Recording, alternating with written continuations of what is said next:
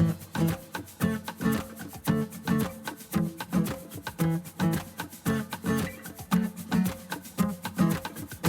podcast is a quest for well-being, a quest for a meaningful life through the exploration of fundamental truth. Enlightening ideas, insights on physical, mental, and spiritual health. The inspiration is love. The aspiration is to awaken new ways of thinking that can lead us to a new way of being well. Welcome to Body, Mind, and Soul Healing Conversations.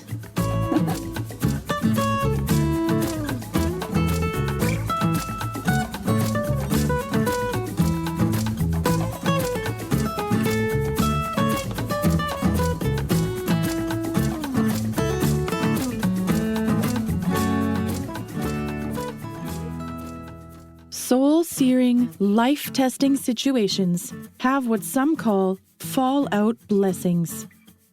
Meghan Carnarius' work is about understanding some of the deeper lessons we are exposed to through caring for individuals with Alzheimer's and other types of dementia. We all want a cure. But in the meantime, while this illness is still with us, how can we create a quality of life for each person in each stage of the disease? How can we look deeper into situations that, at first glance, look hopeless and destructive in order to find opportunities for insight, inspiration, and great understanding of ourselves and those we love? How can we allow the full measure of the experience to unfold and be felt with as much of ourselves as we can bring to bear? Meghan's work helps people caring for those going through the difficult dementia journey find a way through the tumultuous waves to remain awake and open to the blessing of a journey that opens the heart, nurtures compassion, and ultimately enables each of us to be better human beings. It is also for those brave individuals living with memory loss illnesses, so that they be supported and allowed to live their experience fully in their own unique way, to express themselves, to love and be loved, and to be sheltered from harm. That with each stage of the progression, those around the person with dementia find ways to emphasize the loved one's remaining strengths, rather than spotlight their weaknesses. A person with dementia has a whole and well spirit, and in the broadest sense, their brain is a vehicle of self-expression. It does not define their essence. Meghan Carnarius also addresses head-on the final stage of the disease, when the brain has exhausted all its compensatory ability and the individual is no longer able to take part in regular day-to-day life. At this advanced stage of the disease process, people with dementia are in a deep, internal state that caregivers generally cannot access and share. It can be a very disheartening time. This internal state separates the person with dementia from those around them. However, rather than thinking of it as a prison wall separating the person with dementia from the caregiver, it may be more helpful to think of the person having retreated into a cloistered existence for a while, affording them the time needed by the soul to attend to deeper aspects of the self on a spiritual level. This phase also allows those around the person to honor the vessel or body that has housed the loved one in this life and prepare to let them go. When ready, the individual will know the time to leave and, if allowed, will let go. Meghan Carnarius, RN, NHA, LMT, is a published author and the owner of Memory Care Consulting, LLC. Meghan has over 22 years' experience in direct management of memory care settings in skilled and assisted living, with 33 years in geriatric nursing. She is a registered nurse, a licensed nursing home administrator, and licensed massage therapist. Meghan served on the Alzheimer's Association Education Committee, designed award-winning memory care facilities, and served as an adjunct faculty member at Naropa University. In 2015, she published A Deeper Perspective on Alzheimer's and Other Dementias, Practical Tools with Spiritual Insights. Findhorn Press. Meghan recently launched her consulting practice. She provides building design and program consulting, care management, and caregiving consulting to families and facilities, and lectures and training. Here is the interview with Meghan Carnarius.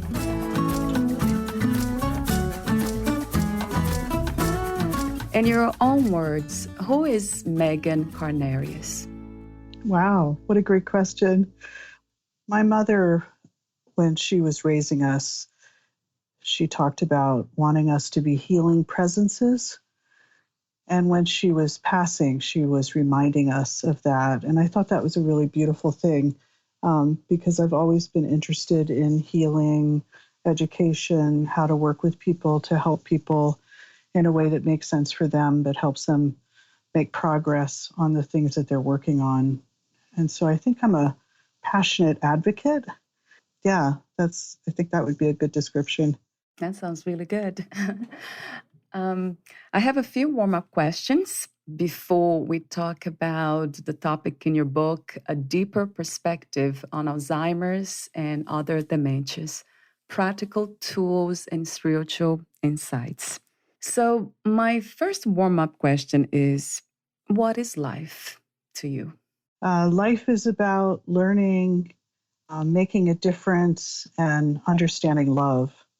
What do you think is the opposite of life? Wow.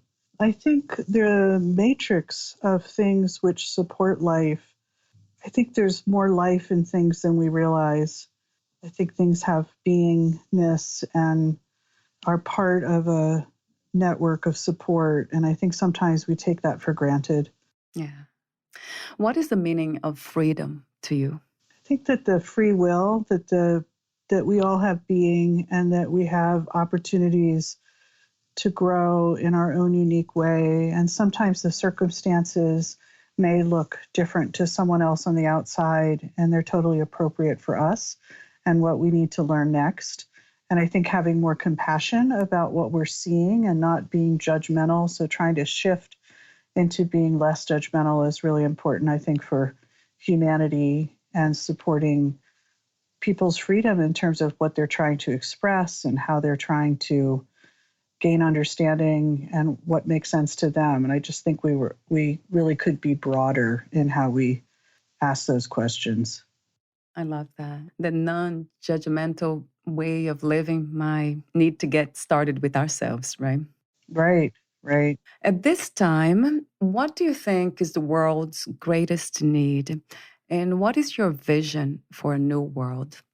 I think we have to connect more to nature in a way that's respectful and with gratitude. I think this thing of using resources, feeling that the animals in the world can be abused or used in a certain way like a commodity. I really think that we need to be better stewards and care for our resources in a way of recognizing the divine in everything, and that we can't keep doing what we're doing from a point of view of consuming or just looking from a financial or a material aspect, that there's really something much deeper going on that we need to resonate with and really act on. I love that, Meghan. And that's true. One of my guests said something interesting. She talked about this way of living that's more transactional and it should be more transformational. Mm-hmm. So the next 4 questions, they have something to do with spirituality in general. The first one is about love. What is love to you? How do you define, what is your own definition for love? I think there are many forms of love, and I think all of them benefit all of us when we're on that vibration or we're having those feelings or we find that way to connect to something in that light. It really expands us and it allows us to envision or hope in a greater way. What, where, and who is God to you? God is a great being.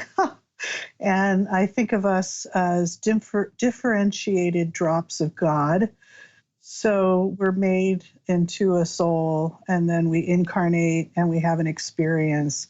And so, in that way, God gets to know itself better by all of us having all these experiences. And then, when we make our transition back into that oneness, we bring all of that back with us. And I think there's a cycle of expansion and contraction, going and returning, and that there's a way that God is in each of us, that there's that of God in every person, in everything that is. And that's also a way for us to find our way home and find our way to each other, is being able to connect to that. And I don't mean that from a religious standpoint. I think religion has a way of helping people manifest qualities or things that they want to work on or ritualize to help them resonate and remember that part of themselves. But I think it's less differentiated than that. It's really something much bigger that we can all be a part of and find connection to each other through. Wow, I love that. Would you say that that's what we call spirituality? Yes, yes. Okay. Do you think that life has a grand purpose for all of us? And the follow-up question is, what do you think is the purpose of your life? Oh, I absolutely feel like we have a purpose that's bigger. We have a mission in a sense. I feel like when we're born, we make certain choices and decisions before we come in to facilitate what it is that we're trying to work on or do, and that we have many opportunities and also eras in our lives to explore different kinds of experiences. But I think they're themes, and I think people are trying to work through those things and feel, and sometimes we forget, sometimes we get kind of off track or lost, and there are things that bring us back to that. But I absolutely feel like there's a bigger plan about why we're here, and that we need to stay in a way connected to our center, so that then we can also be connected to our higher self and have a conversation with our higher self or that of God within us, so that we can kind of stay on track when we feel lost. I like that as a method, staying connected with what you call the higher self, the soul. Speaking of that, what are some of the methods that we can do that, access that inner voice and the inner wisdom? I think getting quiet sometimes is really important. I think one of the blessings for me of this virus experience is having everything sort of simplified. Don't go out, don't be busy outside the home, and just try to be doing things at home in a way creates a kind of quiet. And in that, I discover there are things springing up in me that I haven't thought about for a long time, or that I haven't felt in a long time. And in that space, you're able to explore some things that sometimes we're too busy. I grew up in the Quaker faith, and we have silent meeting for worships. And the whole purpose is to be quiet and connect to that of you that is that spiritual being, and try to have a dialogue, or to just be patient and wait. If something's going to come up, and just True. be still and know, kind of remember, oh, I could be still and know. So I think that's True. a great thing. And then I think there are other practices like movement, dance, people running. I used to do a chakra balancing exercise every time I would go jogging. And I loved doing that because I was moving through space, but then I was also trying to pay attention to what was my energy like, and where was it stuck, where was it slow, where was it heavy, and then just kind of cleansing it. So I think there are a lot of different approaches. People making beautiful food. Yeah, right. Just I agree. feeling at peace, and chopping a vegetable and looking at how gorgeous it is. It's just, I think we can find ways to connect that way too. Yeah, I love that. So let's talk about your work. What was the inspiration and intention of writing your book, A Deep Perspective on Alzheimer's and Other Dementias? So I have a younger sister who had some challenges. And when we were young, my mother had a meeting with us and she said, your sister is a whole spirit and she's having a handicapping experience. And part of the purpose of us being together is not the tragedy of these challenges. That's not the tragedy. What would be a tragedy is if we didn't recognize her whole spirit and try to help her shine through.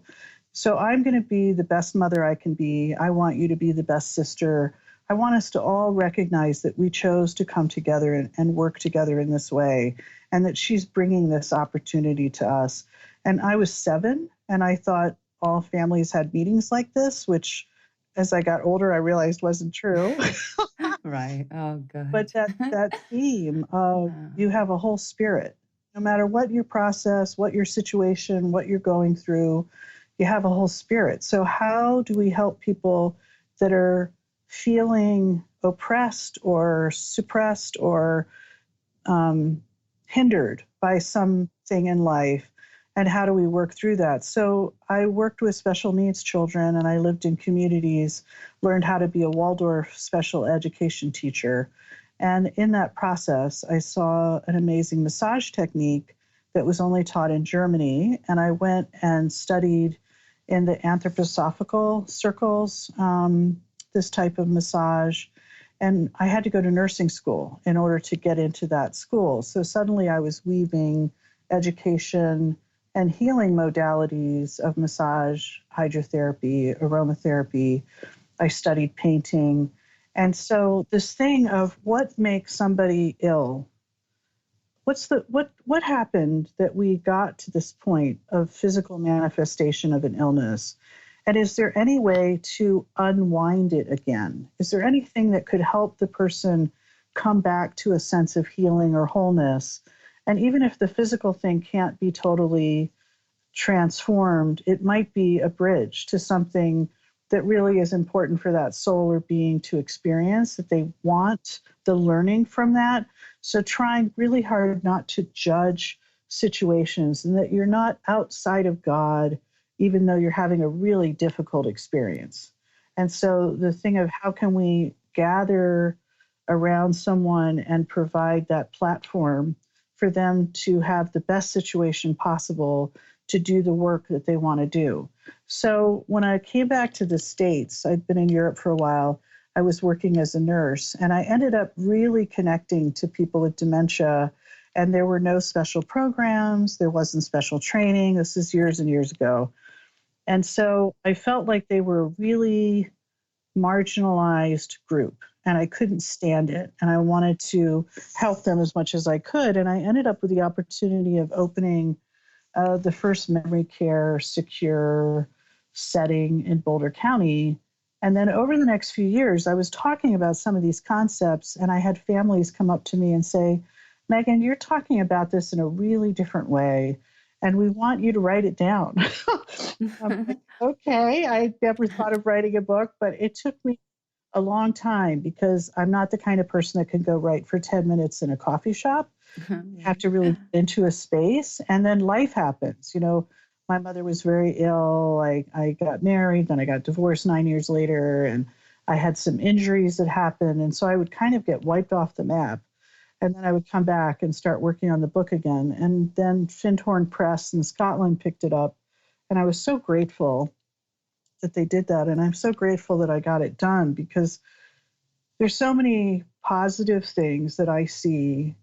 There are many hard things, and there's poignant things, and there are things that we have to grieve and be supported in our grief. But there are also things like fallout blessings you don't expect, people healing things from a lifetime of something difficult that they could never heal in a normal way. And then when they got this process going of this disease, it unlocked them and it disinhibited them. It gave them a chance to express things or look at things that they never had an opportunity to do. And if we can listen, knowing that there's a bigger healing or a bigger traverse happening, and not just be myopic on what's the next loss. We have to support the losses, but we have to be able to include all the things that that soul might be doing. And so that's why I ended up writing the book. I absolutely love your compassionate and spiritual approach and perspective that can be applied to any kind of physical illness, really. You wrote about Alzheimer's, and that's what your work is about. So I will ask questions related to that. What is Alzheimer's disease and dementia? So, dementia is an umbrella term, and it means change, like loss of memory, loss of mind from the Latin word for dementia. And Alzheimer's makes up about 70% of those diagnoses. There are other kinds of dementias, cardiovascular, Lewy body disease, frontal temporal lobe disease, and some other ones that are a little bit more common. But Alzheimer's is the greatest diagnosis at this point. And Alzheimer's has stages where in early stage, and I write about this in my book, it's like the loss of adult learning. So the things that you learn last in life and that you've used as an adult, managing your bills, driving a car, being in touch with people you love, accessing multifaceted parts of yourself, those things are all part of adult learning. And what we see is in reverse, Alzheimer's affects people's development and then it takes it away. It's like they revisit it and then in reverse, they let it go. So people start having trouble with driving, paying bills, remembering to take their medicine. Short-term memory is affected in that early part, and that's because of the part of the brain that is the first signs of warning with Alzheimer's. People say, I can't remember if I called you and what did we talk about? Or I can't remember what I had for breakfast. I don't remember where I parked the car.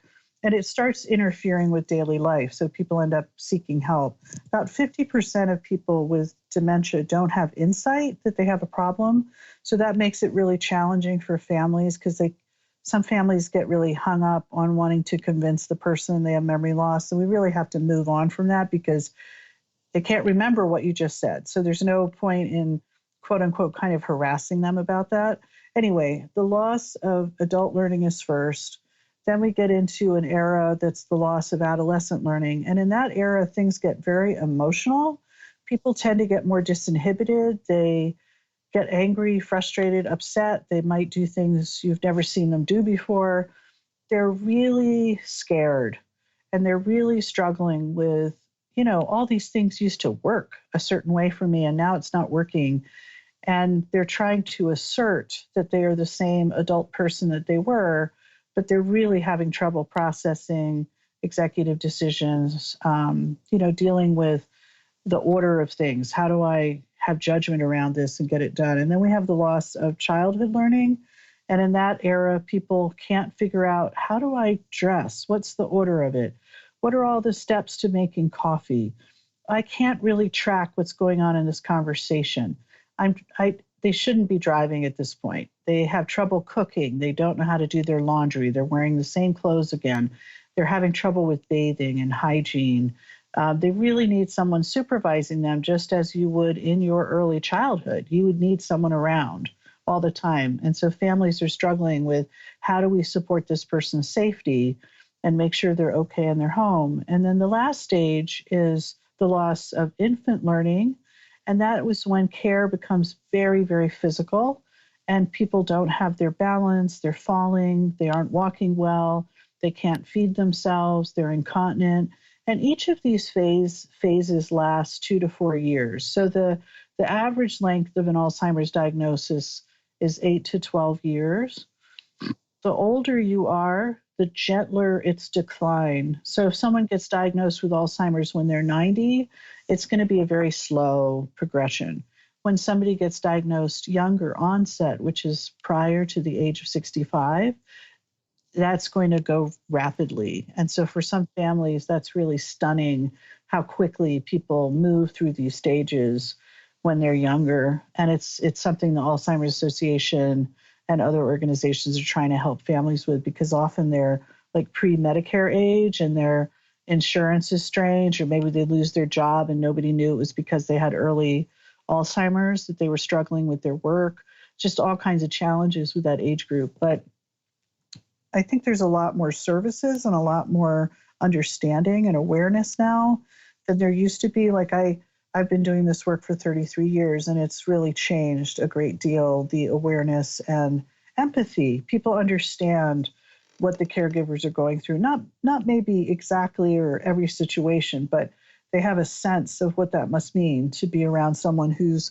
losing their memory. And we've had Oscar nominated movies, Still Alice, telling the story of a younger onset person. And I think that when you have stories like that coming into the mainstream media, really reaches a lot of people, and it makes people more empathetic about what is that like for people.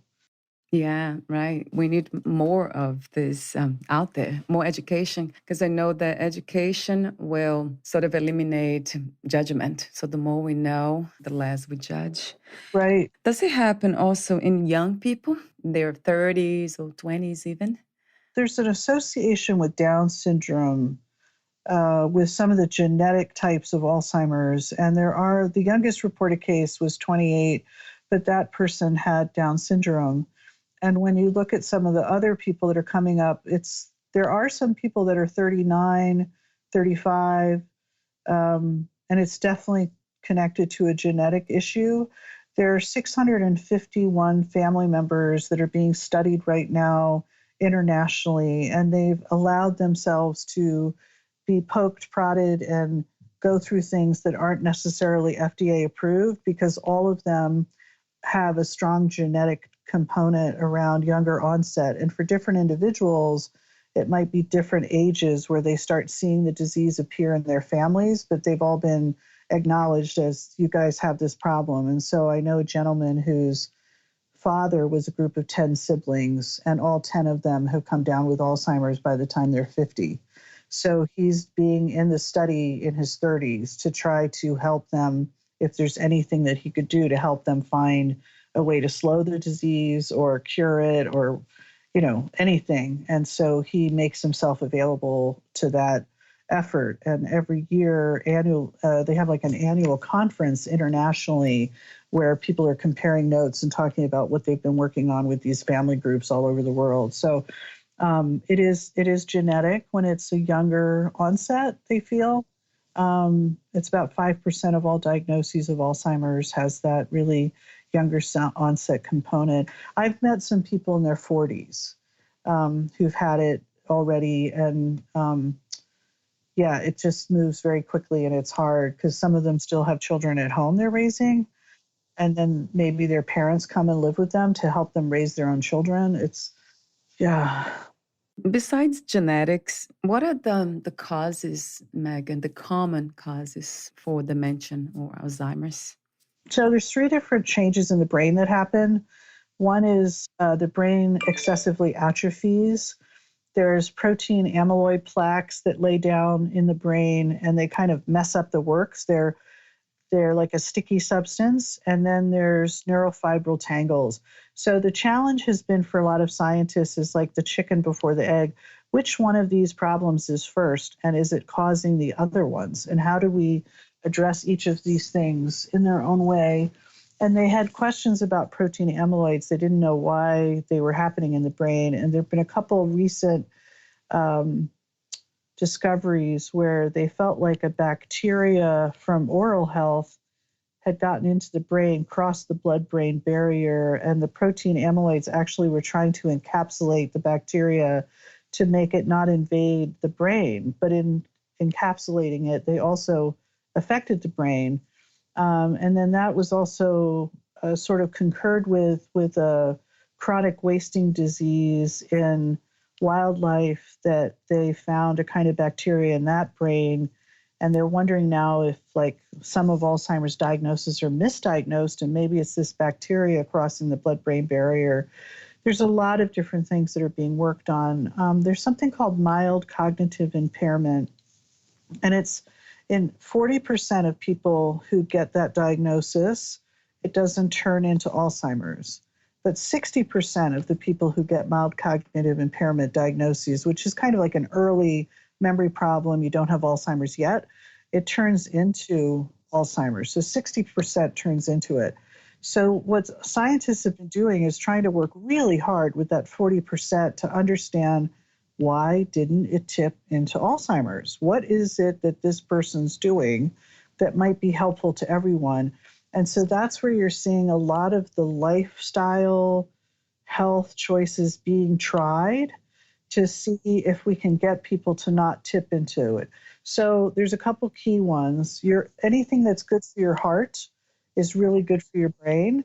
So if you do cardiovascular exercise like 30 to 40 minutes, 3 to 4 times a week, if you circulate socially, you make sure that you have connections with people, doesn't have to be hundreds, but that the connections you have feel good to you, that you eat like more of a Mediterranean diet with more fruits, vegetables, whole grains, less meat, less animal products, that you have a ability to be optimistic about life, that you have a kind of resiliency with that optimism. That seems to be a big deal. Meditation and being quiet, 12 minutes a day, sleeping 8 hours a day reclined, like laying on your side, because your brain doesn't have the same lymphatic system the rest of your body does, and it really needs to be reclined and quiet to let the brain cleanse at night. And so, this like healthy habits around sleep. So you're not falling asleep in the recliner with all the lights on, that you have a way of taking yourself to bed and really getting good rest. Coffee seems to be a good thing. Chocolate, cacao seems to be a good thing. 1 glass of wine a day. So we're okay with 1 glass. Right. And so there's things like that people have said for years, like, oh, I use coconut oil. I don't use dairy butter. I use honey or stevia instead of sugar. Like there are things that people have been saying, or like even Wheat Belly, the book Wheat Belly, saying, I don't want to eat and have a wheat intolerance and be slightly inflamed all the time by too many carbs. And that if I can get into a healthier digestion, a digestion that's really supported with gut health, does that help my brain? Well, ultimately, yes, it absolutely does. So any of those lifestyle choices that we're making for the rest of us is going to also help our brain. And if we can, there's a thing my mom said. She said, that which we focus upon, we increase.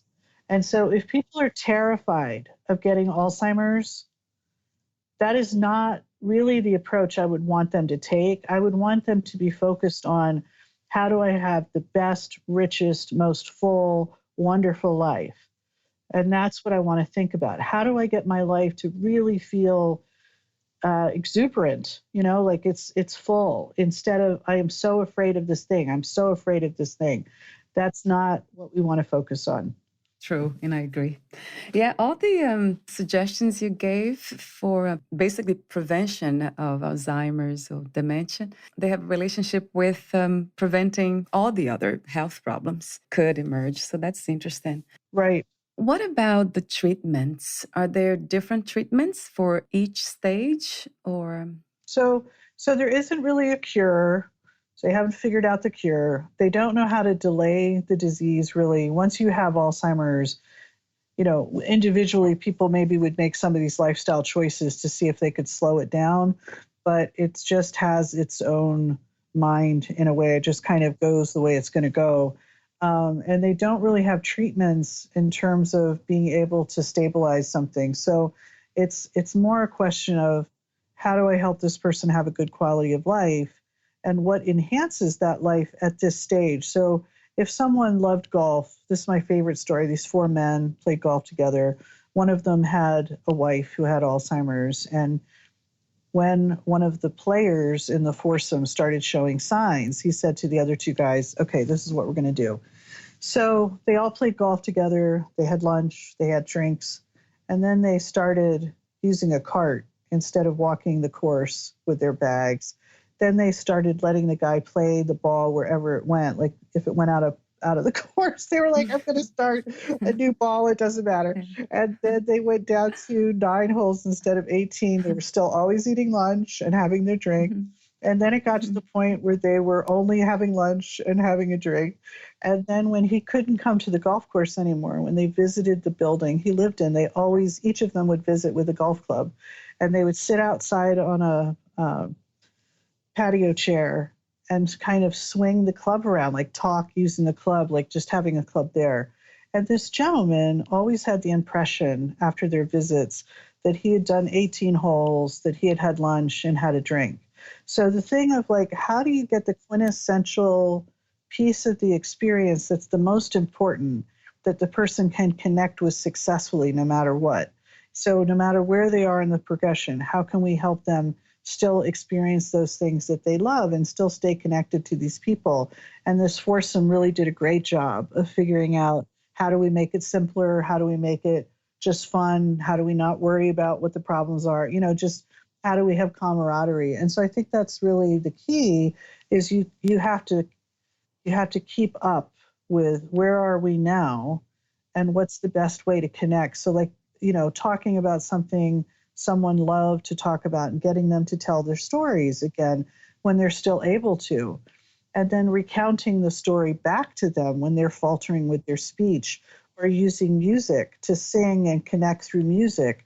And then being able to look on a beautiful vista and have an ice cream cone together without a lot of words, and just be enjoying sensory experiences of listening to the birds, and the sunshine is on you and you just have this lovely breeze. Just being able to experience what's our humanity and how can we be connected without using a whole lot of words. And then when someone needs a lot of physical care, how can I make that really loving and not functional or task oriented? How can I really be present with this person in a way that they are still part of this world, and there's a reason they're still here? Because many people leave before they get to the end, the last stage. They don't get all the way to the end.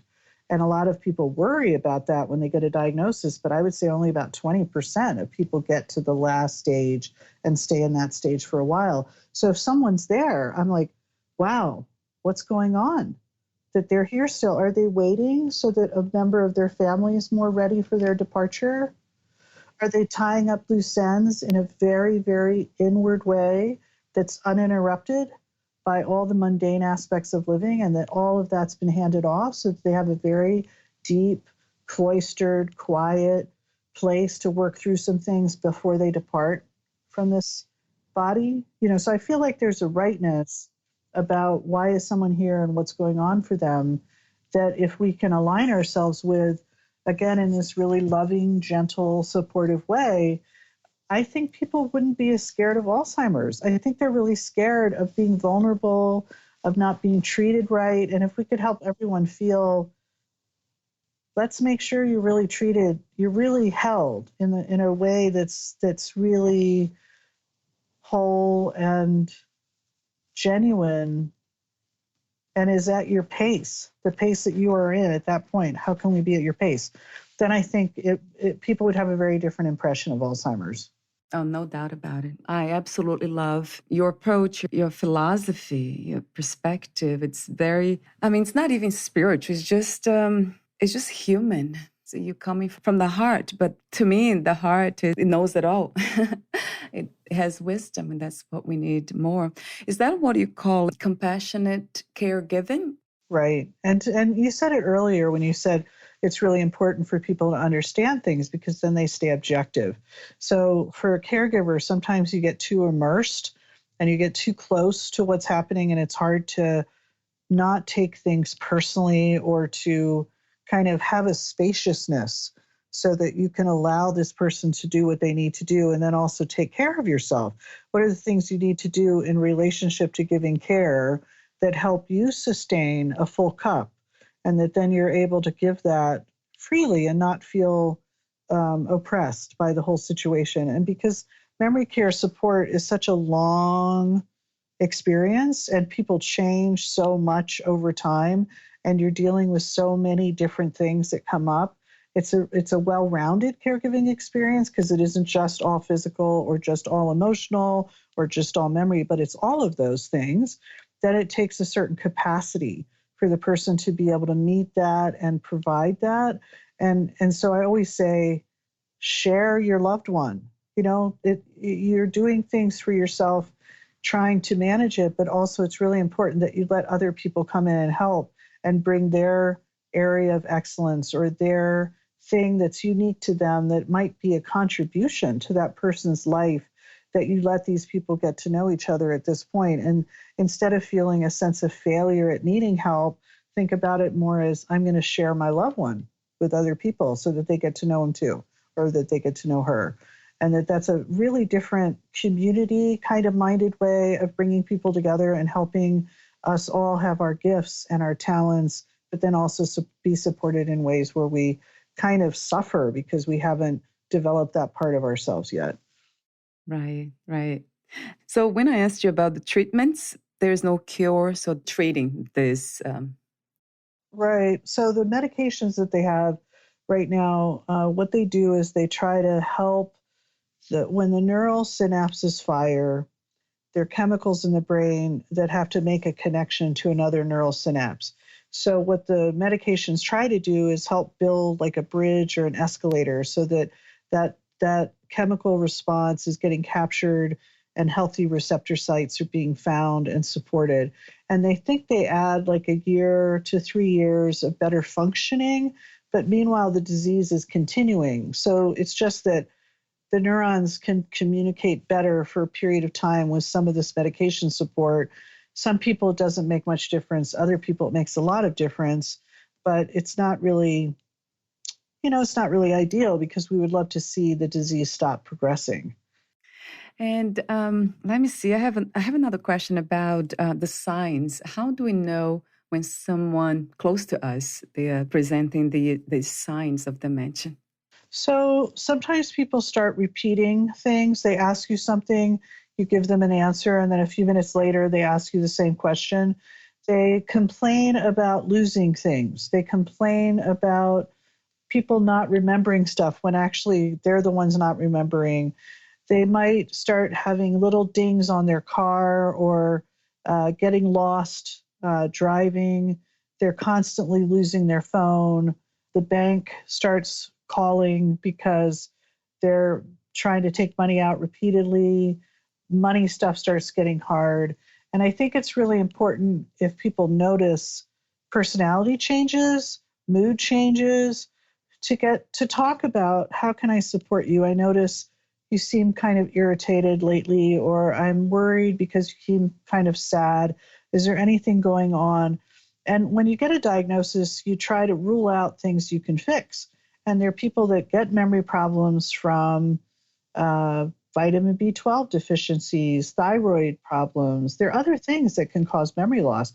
So if we can get people to their physician and go through a regular physical and rule out anything that might be fixable, then we're looking at that question of, okay, what's really going on? And some families have to get creative about how they get the person to the doctor, and they have to talk to the doctor about not putting the person on the spot, but that they're having these concerns, and they want to find a way to sort of elucidate that without being too confrontive to the person, because the person may not want to go back to the doctor ever again if they're told they have this problem. So sometimes they have to be creative about trying to get help for that person. But you notice kind of they're not the same, that they're not as broad, and they don't access parts of themselves the way they used to. And then there's this repetition that you start noticing. And memory loss really starts to interfere with daily life. So you may visit once a week and you notice the person isn't bathing. And their long-term memory might inform them, oh, I wake up every morning and I shower, but they get dressed and they don't realize they missed that step.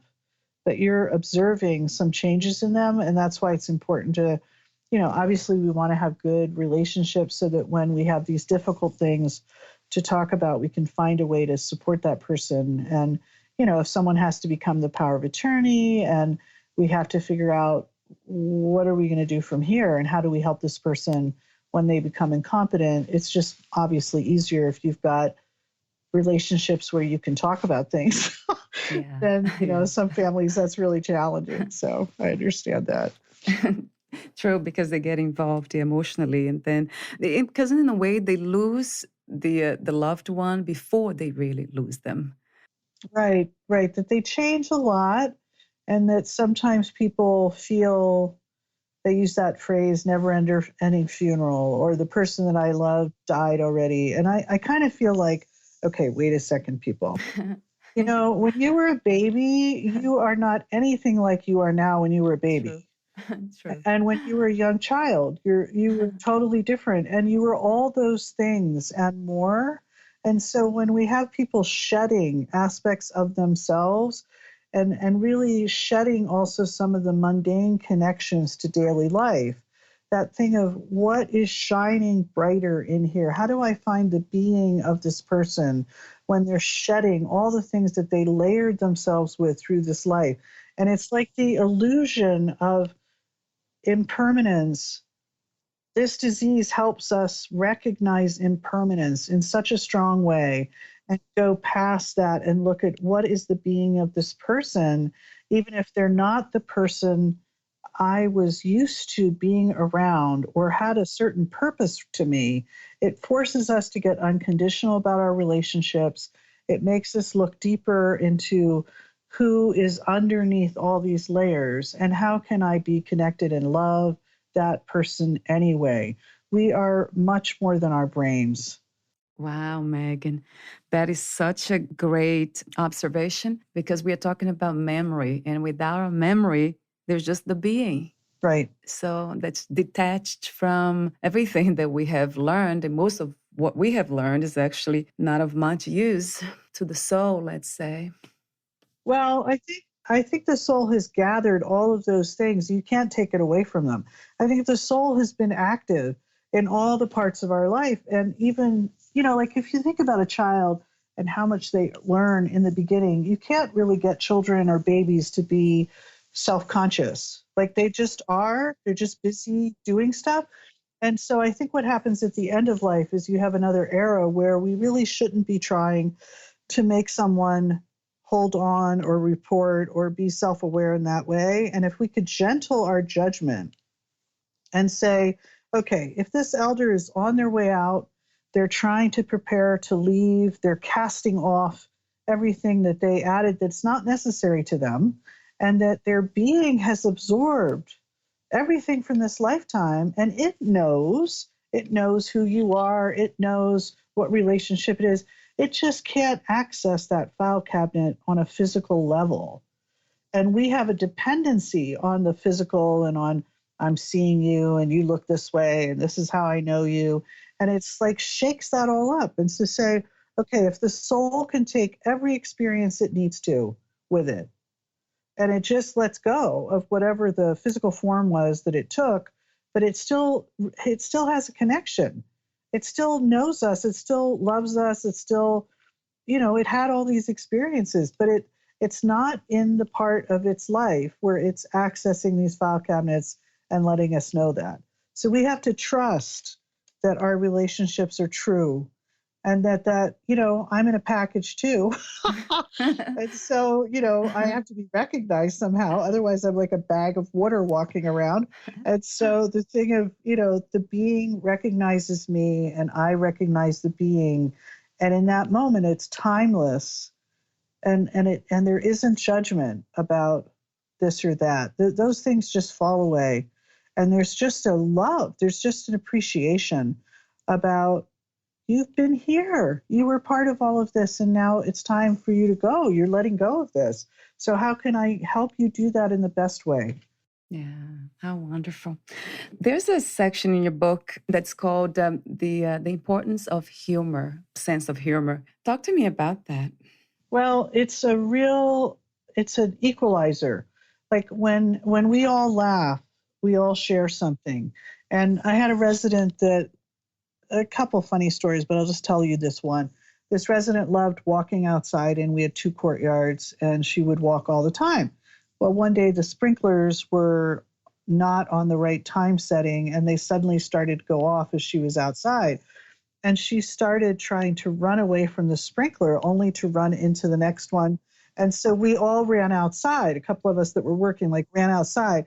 And then she saw that we were running after her. So then she intentionally ran into every sprinkler.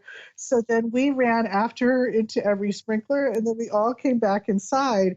And we were standing there all dripping wet, all laughing. And there was no one old, no one young, no one sick, no one well. just human beings soaking wet laughing.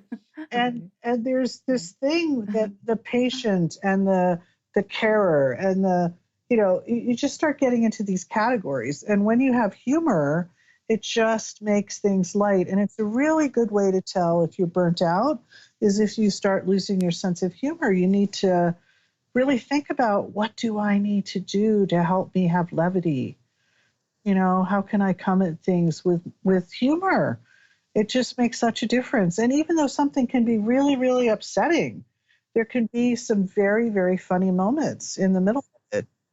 True. So we are at the end of our conversation. I absolutely love your wisdom. Love your wisdom.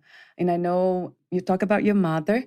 So she has passed on. I'm sure this is almost like a transmission. Absolutely. Yeah, she's awesome. Yeah, she's really awesome. Yeah. Yes, I can feel. Yeah, how wonderful. So this is the end of this section. Would you like to add anything before I ask you my final questions, Meghan? No, I love the richness of the questions you've been asking me. It's really fabulous. So thank you. Thank you. So my final questions, let me see. Yeah, I'll ask you this one. What is another word for healing? Alignment.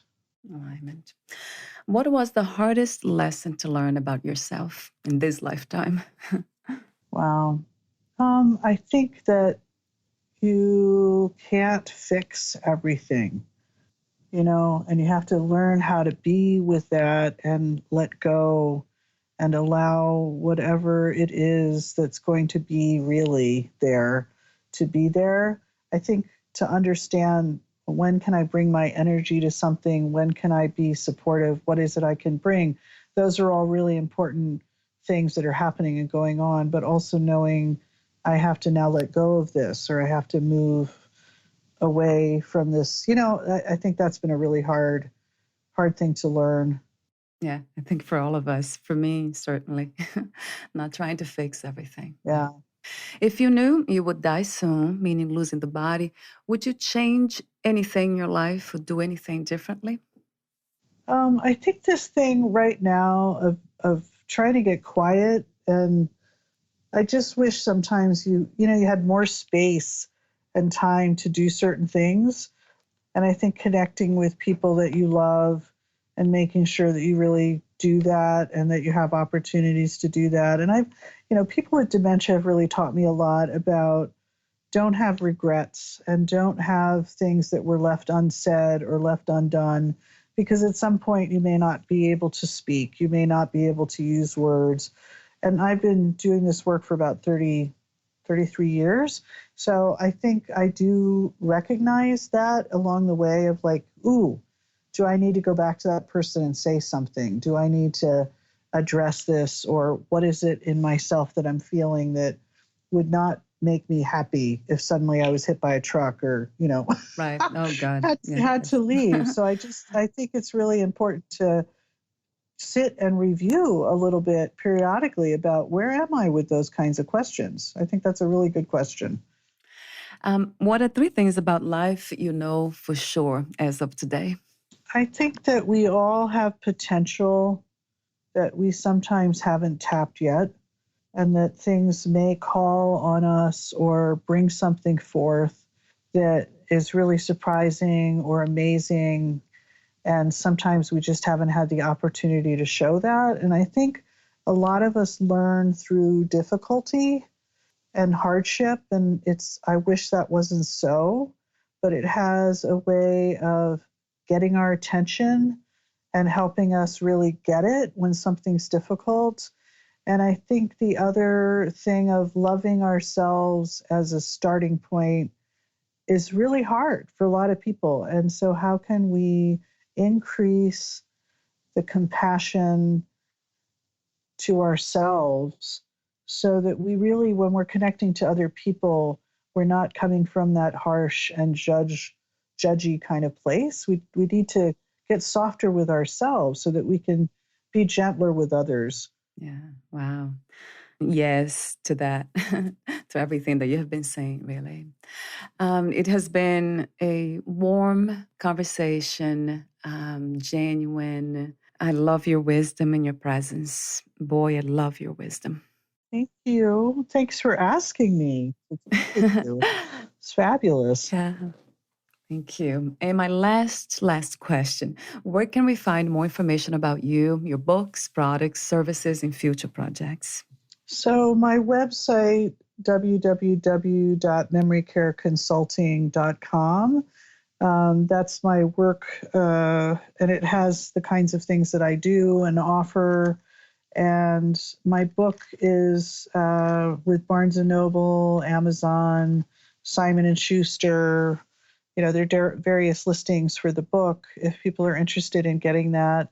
And then I am working on classes online to help caregivers.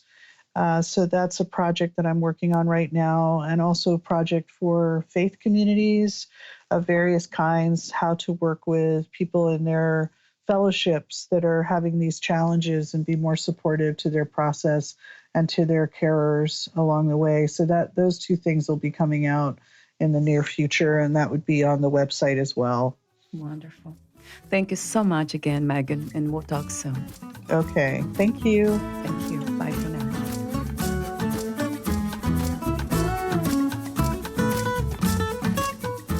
Thank you for listening. To learn more about Meghan Carnarius, please visit her website, memorycareconsulting.com.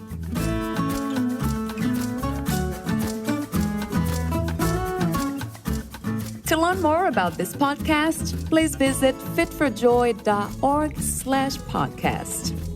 I want to thank the Patreon members, Lawrence McGrath, Mark Basden, Terry Clayton, and Aidan Vickrock. Thank you again for listening, and bye for now.